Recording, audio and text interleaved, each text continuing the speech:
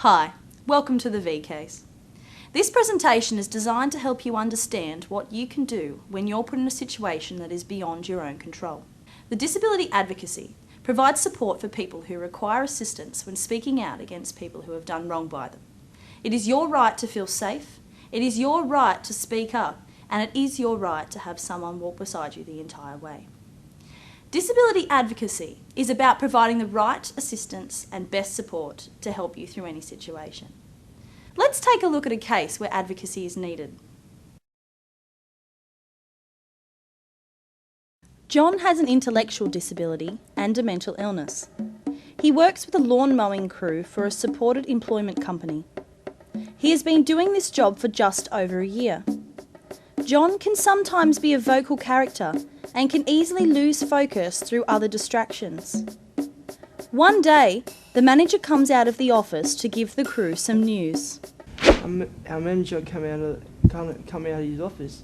He looked kind of stressed, but then again, he always did.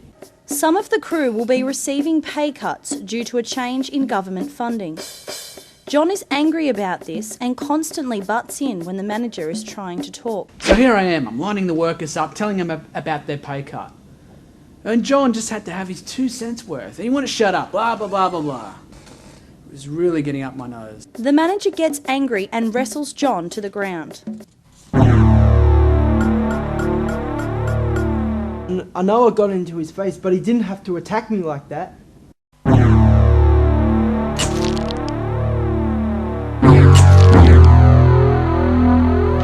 It's just one of those things. He wouldn't shut up, so I had to take him out. No, I'm not proud of myself, but hey. One of John's friends suggests that he calls an advocate to get some help. John makes an appointment over the phone to see an advocate. The advocate's name is Paul, and he listens very carefully to John's story. John also gives permission for the advocate to talk to someone else who witnessed the incident. The advocate tells John that what the manager did was wrong and spends time talking about the number of options that he has for dealing with the problem. The advocate was very helpful, but I wasn't sure if I should go through it or not. After talking to the advocate, John said he would like to take some time to think over his options. And later that day, John talks to his parents. They advise him not to complain, as he may lose his job.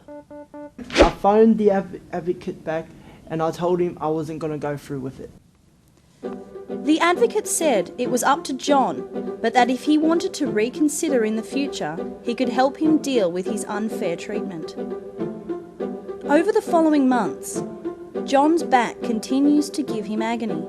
He could barely walk from the shops with his bags. I was on painkillers every day, but I couldn't hold the job. John contacts the service a year after the incident. He is still upset about his treatment, and the manager has now moved on to a different service. Out of the options provided, John decides to get the advocate's help to seek some free legal advice about what to do.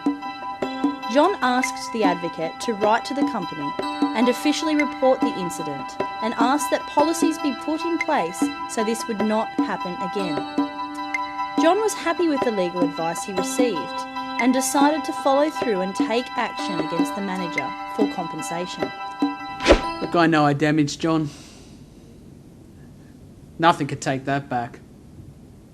But I just have to make changes on how I treat my employees. I feel sorry for him, but I'm glad I stood up for what was right.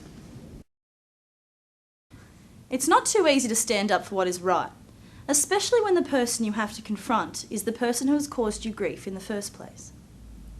But keep in mind that you're not only standing up for yourself, you may be making a difference for people who may be in a similar situation.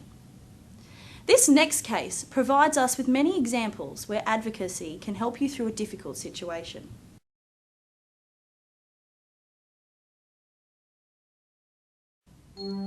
Sarah used to go to an arts and crafts shop regularly to browse and sometimes buy things.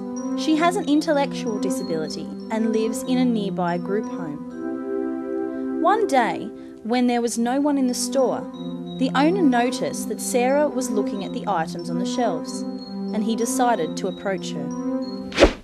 I've shopped there a few times, but the store manager hasn't really talked to me before. It's not very often a young girl comes into the store, and she looked very shy, so I thought I'd make her feel more relaxed.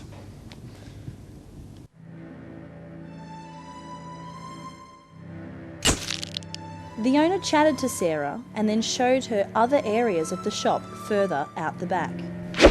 He seemed friendly, but I was feeling quite scared. He moved closer to block her way. The owner started to stroke her hair. I'm a guy. I have needs. Doesn't everyone? The owner told her not to tell anyone as this was their secret. I was frozen. I didn't know what to do. I couldn't understand why he did this to me.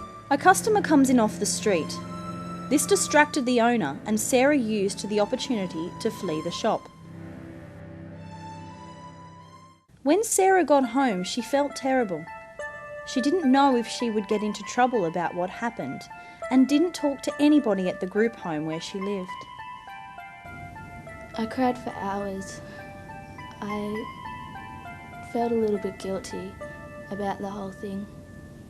Sarah had used an advocate before and remembered her advocate Helen was a fair person who would listen to her and talk to her about her options to solve a problem. She made an appointment to go to the advocacy office to meet with Helen. Helen listened to what had happened to Sarah and tried to understand what she was going through. Helen is a great support worker. She's helped me before, and I trust her advice. Helen agreed with Sarah that it was unfair and spent some time going over the details and explaining to Sarah about the different options she had in simple terms. Helen helped me, and I was reluctant, but I just had to go through with it. Helen made the point that it was up to Sarah to decide from the different options of what to do. Helen also advised Sarah to report the incident to the local police. Helen said that if the police decided to take the shop owner to court, it would be hard for Sarah to have to see the shop owner again, and this could upset her. Helen went along to the police with her and supported her when she told her story.